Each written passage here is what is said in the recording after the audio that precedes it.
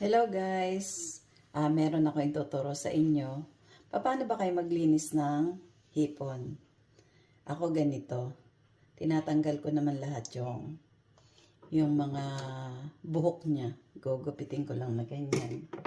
Tapos may isa pa akong ituturo sa inyo. Ganito. Pag naglilinis ako ng hipon, syempre, pag ganitong buo, hindi na natin kailangan tanggalin doon.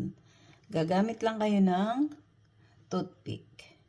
Tapos, pasok nyo. Kailangan na doon sa gitna. Kailangan yung hipon, hindi siya frozen ha. Ayan. Ayan, oh. Pag hindi mo, feeling mo hindi mo nadala lahat. So, dito mo naman putulin. Lagi kasing sa ibabayan. Mo lang siya ng ganyan. Lumalabas na yung mga dumi ng hipon.